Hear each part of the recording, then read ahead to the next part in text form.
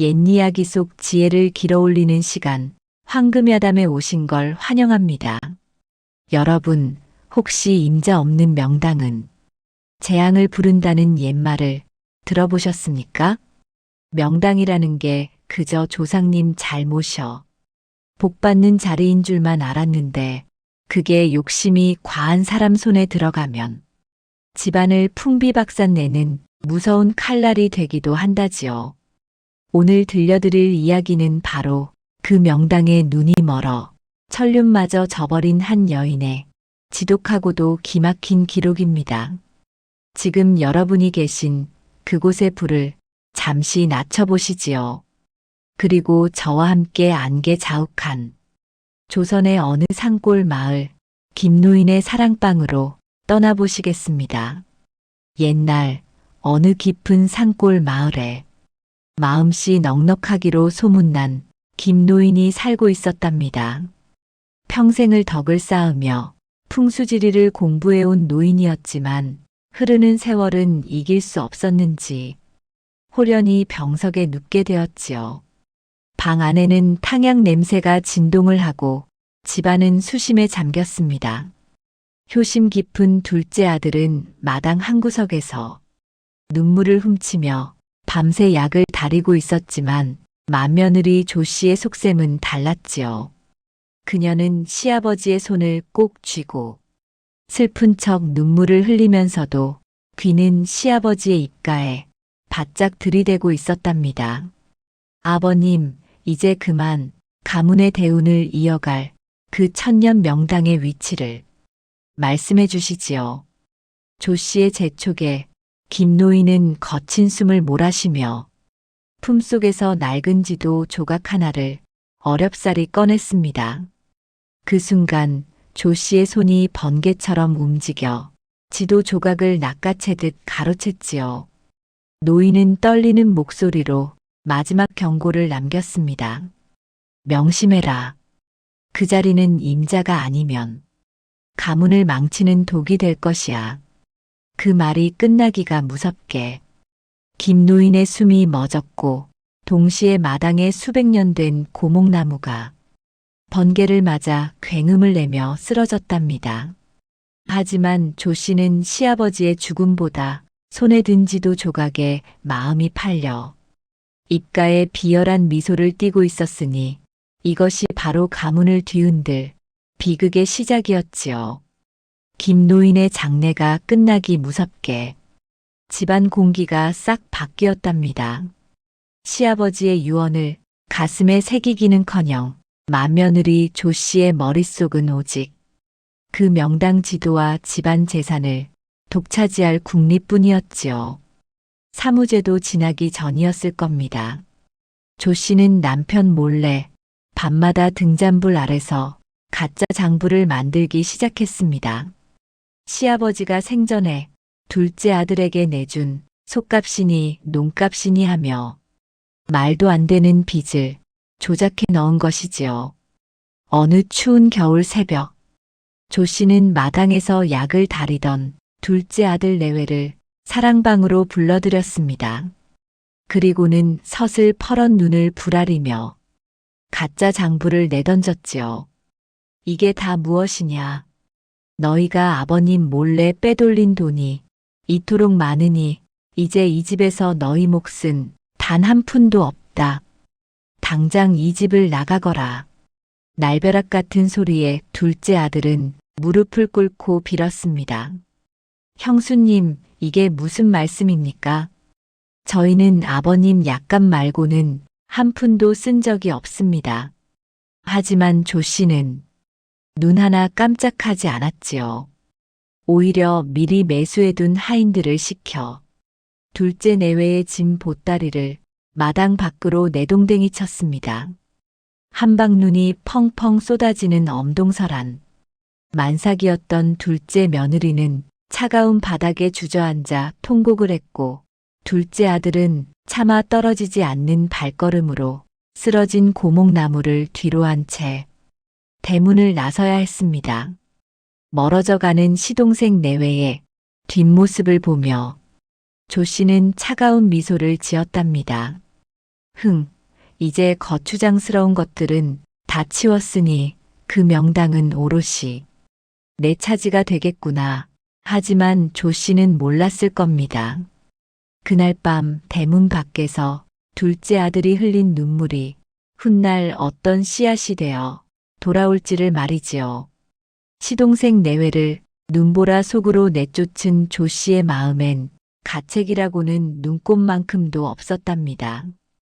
오히려 거추장스러운 잎들을 치웠으니 이제 천년명당을 온전히 제 것으로 만들 생각에 콧노래가 절로 나왔지요. 하지만 문제가 하나 있었습니다. 시아버님은 이미 가문의 선영에 모셔진 상태였거든요. 조 씨는 지도를 몇 번이고 살피더니 결국 인간으로서 해서는 안 될 발칙한 결심을 하고 맙니다. 남들 눈에 띄어서 좋을 게 없지. 아무도 모르는 야심한 밤에 아버님을 그 명당으로 옮겨 모셔야겠다. 달빛조차 구름 뒤로 숨어버린 금은밤이었지요. 조 씨는 남편 몰래 힘센 일꾼 몇 명을 금으로 매수해 선영으로 향했습니다. 삼날이 얼어붙은 땅을 파헤치는 소리가 밤 공기를 가를 때마다 산짐승들이 기분 나쁘게 울어댔지만 조 씨는 눈 하나 깜짝하지 않았습니다. 드디어 파헤쳐진 관을 들고 조 씨 일행은 안개가 자욱한 뒷산 능선을 올랐습니다. 지도가 가리키는 그곳 기이한 기운이 서린 절벽 끝자락에 도착했지요. 허허, 이곳이로구나.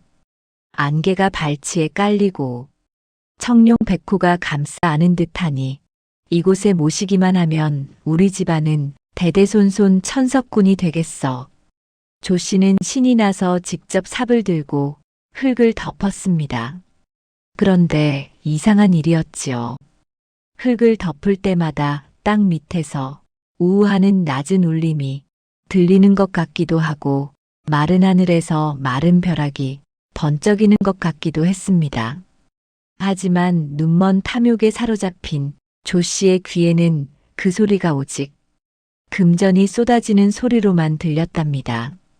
마침내 봉분을 다 올리고 조 씨가 절을 올리는 순간 안개 너머로 시아버지의 환영이 나타나 서늘하게 웃는 듯 했으나 조 씨는 그저 기분 탓이라며 옷매무새를 가다듬고 산을 내려왔지요. 과연 그 자리가 조 씨가 믿는 대로 축복의 명당이었을까요? 아니면 재앙의 구렁텅이였을까요? 세상 만사 세옹지마 라지만 조 씨의 집안엔 그야말로 천지개벽할 경사가 쏟아지기 시작했답니다. 시아버님을 그 으스스한 절벽 명당으로 옮겨 모신 지 딱 3, 7일이 되던 날이었지요. 집 앞마당에 심어둔 죽어가던 매화나무에서 철도 아닌데 꽃이 만발하더니 조 씨의 남편이 하던 장사가 갑자기 물고가 트여 금괴가 괴짝지에 들어오기 시작한 겁니다. 허허, 이것 보라지.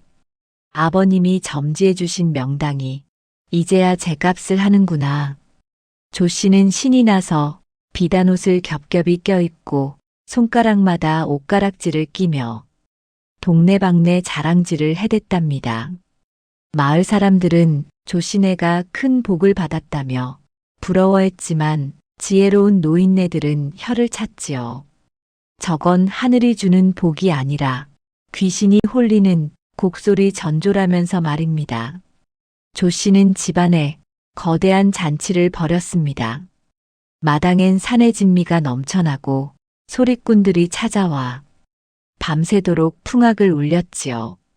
담채와 붓끝이 화려하게 번지듯 조 씨의 집은 온통 황금빛과 자주색 비단으로 물들었답니다. 그런데 말입니다. 그 화려한 잔치상 아래로 기분 나쁜 그림자가 스르르 지나가는 걸 본 사람은 아무도 없었지요. 조 씨가 금괴를 열어젖히며 웃음을 터뜨릴 때마다 지붕 위에서는 까마귀들이 때로 몰려와 앉아 있었고 장독대에선 이유 없이 독이 깨지는 소리가 들려왔습니다. 시동생 놈은 지금쯤 산속에서 굶어 죽어가겠지? 역시 복은 가질 줄 아는 사람만이 누리는 법이야. 조 씨는 취해서 허공에 대고 비웃음을 날렸지만 그때마다 안개 너머에서 누군가 차갑게 지켜보는 시선이 느껴지는 건 그저 기분 탓이었을까요? 축복인 줄 알았던 황금비가 사실은 집안을 통째로 삼킬 거대한 파도의 시작이었음을 조 씨는 꿈에도 모른 채 그저 춤을 추고 있었답니다. 호사다 마라 했던가요? 조 씨네 집에 쏟아지던 황금비가 멈추더니 어느 날부터인가 기이한 일들이 벌어지기 시작했습니다. 마당 한가운데 정갈하게 솟아나던 우물물이 하룻밤 사이에 거무죽죽한 핏빛으로 변해버린 것이지요. 물을 길어 올리던 하인들이 비명을 지르며 낮아빠졌고 그 물에서는 비릿한 쇠냄새가 진동을 했답니다. 이게 무슨 해괴망측한 일이냐. 당장 우물을 폐쇄하고 새로 파거라. 조 씨는 애써 태어난 척 소리를 질렀지만 공포는 거기서 끝이 아니었습니다. 밤만 되면 안개 낀 뒤뜰에서 내 집을 내놔라. 내 눈을 돌려다오. 하는 시아버지의 낮은 곡소리가 들려오는 게 아니겠습니까? 바람 한 점 없는 밤에도 문창살이 덜덜 떨리고 조 씨가 그토록 아끼던 비단옷들은 장롱 안에서 갈갈이 찢겨나갔지요. 더욱 무서운 건 명당 덕에 태어난 줄 알았던 조 씨의 귀한 손주가 이유 없이 시름시름 앓으며 눈동자가 뒤집히기 시작한 겁니다. 조 씨는 전국에 용하다는 무당들을 불러 구판을 벌였습니다. 하지만 작두를 타던 무당들이 조 씨의 얼굴을 보더니 혼비백산하여 도망치기 바빴지요. 이 천하의 몹쓸 년, 산 사람의 복을 뺏으려 죽은 사람의 눈을 가렸으니 이제 그 화가 내 자손의 눈을 멀게 할 것이다. 무당의 서슬퍼런 외침이 담채화 속 안개처럼 집안 구석구석으로 스며들었습니다.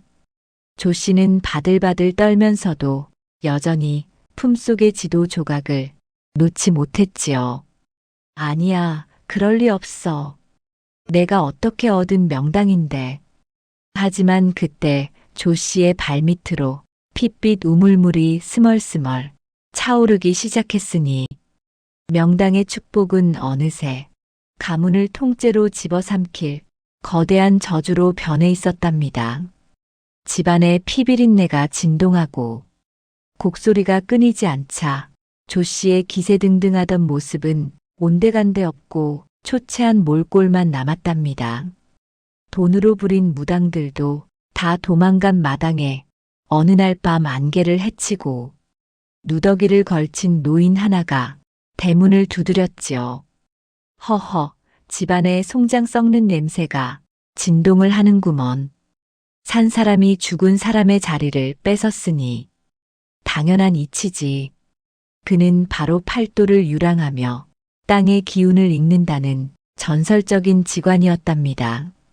조 씨는 지푸라기라도 잡는 심정으로 직관 앞에 무릎을 꿇고 품속의 지도 조각을 내밀었지요. 어르신, 이 자리가 분명 대대손손 천석군이 나온다는 명당이라 들었습니다. 그런데 왜 우리 집안에 이런 재앙이 닥치는 것입니까? 직관은 지도를 힐끗 보더니 껄껄 웃음을 터뜨렸습니다. 하지만 그 웃음소리는 칼날처럼 차가웠지요. 이 미련한 여편네야. 이 자리는 천석군이 나오는 명당이 아니라 천년 동안 쌓인 원한이 터져나오는 절손의 터이자 지옥의 입구다. 조 씨의 얼굴이 종이장처럼 하얗게 질렸습니다. 직관의 말에 따르면 김 노인이 지도를 남긴 것은 탐욕스러운 며느리를 시험하기 위함이었거나 혹은 그 독을 스스로 품어 가문을 지키려 했던 마지막 방책이었던 것이지요. 지도를 자세히 보아라. 황금빛 구름인 줄 알았던 그림이 사실은 피를 토하는 구렁이의 형상이 아니더냐. 내가 이장한 그날부터 너는 내 시아버지를 명당이 아니라 지옥 불덩이 속에 처박은 것이야.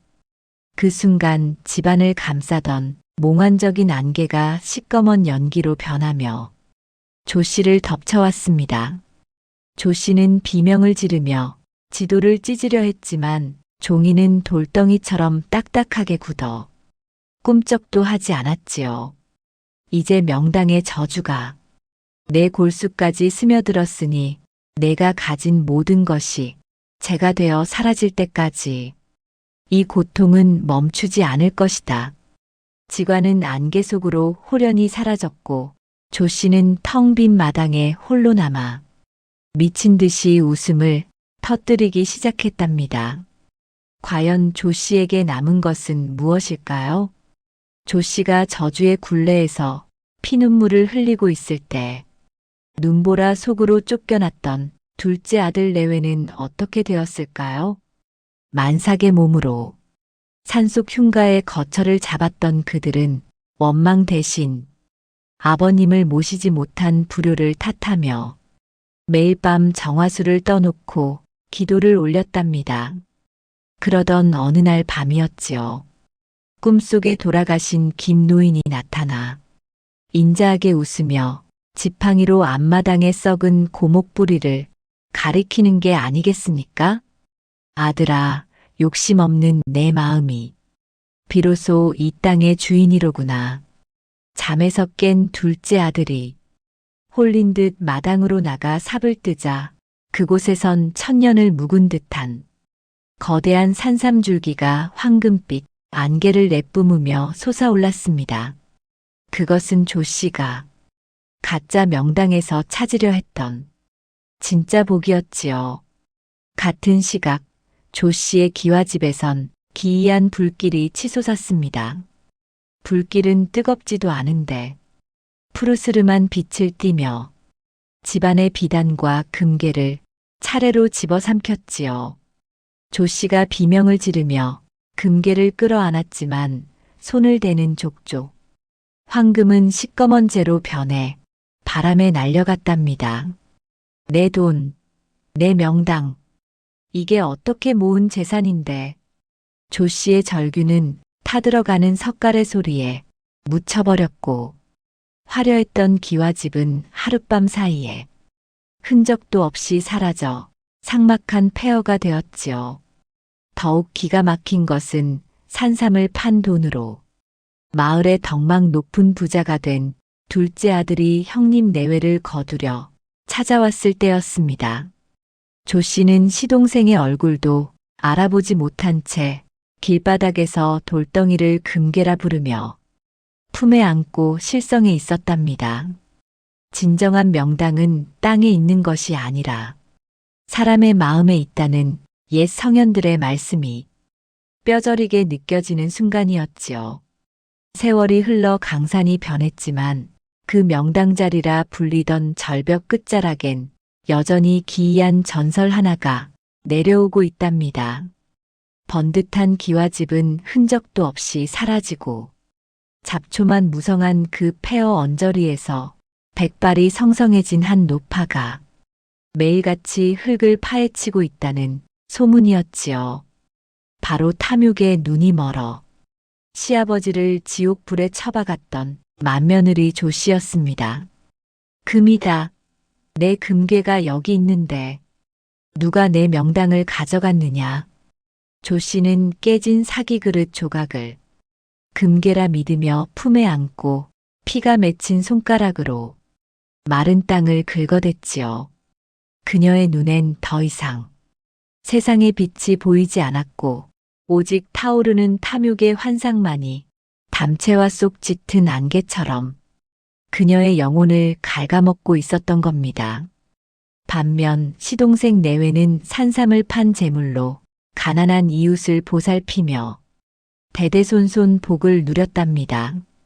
신기한 일은 그들이 머무는 초가삼간 주변에선 1년 내내 따스한 기운이 돌고 꽃이 지지 않았으니 사람들은 입을 모아 말했지요. 진짜 명당은 땅에 있는 게 아니라 저 집안 사람들의 마음속에 있었구먼. 우리 황금야담 번님들, 오늘 이야기 어떻게 들으셨습니까? 조 씨가 그토록 갈구했던 천년 명당은 결국 그녀의 욕심이 만들어낸 독이었고, 시동생이 받은 산삼은 그가 지켜온 선한 마음이 빚어낸 복이었습니다. 하늘이 정한 복은 억지로 뺏으려 하면 재앙이 되고, 베풀며 기다리면 발밑에 돌멩이도 황금이 되는 법이지요. 여러분의 마음속엔 지금 어떤 명당이 자리 잡고 있으신가요? 욕심보다는 나눔을, 시기보다는 덕을 쌓는 하루가 되시길 바라며, 황금야담은 다음 이 시간에 더욱 기막히고 구수한 이야기로 다시 찾아뵙겠습니다. 오늘 이야기가 유익하셨다면 구독과 좋아요로 황금야담의 손을 잡아주세요. 꿈결 같은 밤 보내시길 바랍니다. 지금까지 황금야담이었습니다.